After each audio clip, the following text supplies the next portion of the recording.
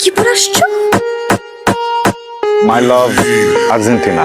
একদিকে আমি এখনো সেই ইনজুরি যুক্ত নেইমারের ভক্ত।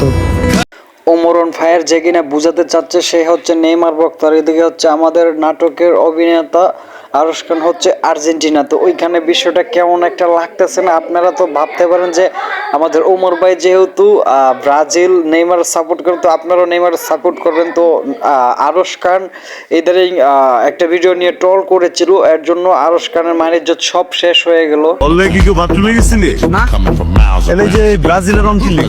তো দেখেন ভাই, যারা নাকি আরশ খানকে নিয়ে ট্রোল করতেছেন, তো আমি আপনাদেরকে একটা কথা বলতে চাই, বাংলাদেশ যখন কোটা আন্দোলন সরকার পতনের সময় আরশ খান কিন্তু মাঠে নেমেছিল, আপনাদের নেইমার কিন্তু আসে নাই।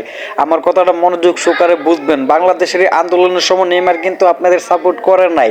এই আরশ খানই মাঠে নামছিল জীবন বাজি রেখে, সে বাঁচবে না মরবে তার কোনো চিন্তা করে নাই। তারপরও কেন আপনারা এই লোকটার পিছনে লেগে আছেন যে কিনা আপনাদেরকে হাসাই, তো আপনারা তাকে নাকি নেইমারের জুতার তুলনা করছেন। আপনারা আসলে একটা বোকাচোদা পাবলিক। নিঃসন্দেহে আমি আপনাদেরকে একটা কথা বলতে চাই, আরশ খান হচ্ছে একটা অভিনেতা যে কিনা অভিনয়ের মাধ্যমে সামান্য অর্থ উপার্জন করে নিজের ফ্যামিলিকে চালায়। আর ওইদিকে হচ্ছে নেইমার একজন বিখ্যাত ফুটবলার যে কিনা অনেক অনেক টাকার মালিক। তো ওদের সাথে আমাদের আরশ খানকে মিলাইলে আসলে চলবে না।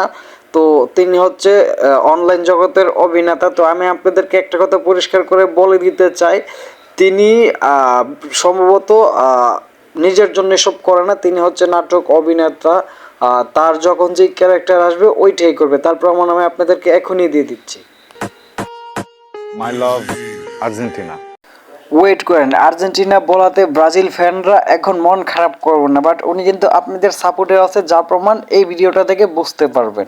তুমি ড্যান্ডি কর্মী পলিথিনে সাপোর্ট করো। এই শোনো, এইবার আশা করি আপনারা পুরো বিষয়টা ক্লিয়ারভাবে বুঝতে পারতেছেন যে তারা হচ্ছে একজন অভিনেতা, তারা অভিনয় করে, তাদেরকে ডাইরেক্টর যেদিকে অভিনয় করতে বলবে তারা আসলে সেই দিকেই অভিনয় করবে। আপনারা এসব ট্রল করা বন্ধ করুন, ট্রল করা হচ্ছে বোকামির কাজ। আমাদের বাংলাদেশের এই দূর সময় যারা পাশে ছিল তাদেরকে নিয়ে ট্রল করা আসলে ঠিক না।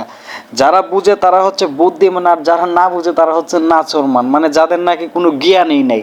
তো যাই হোক, ভিডিওটি ভালো লাগলে ছোট ভাই হিসেবে চ্যানেলটিকে সাবস্ক্রাইব করে দিবেন। ধন্যবাদ।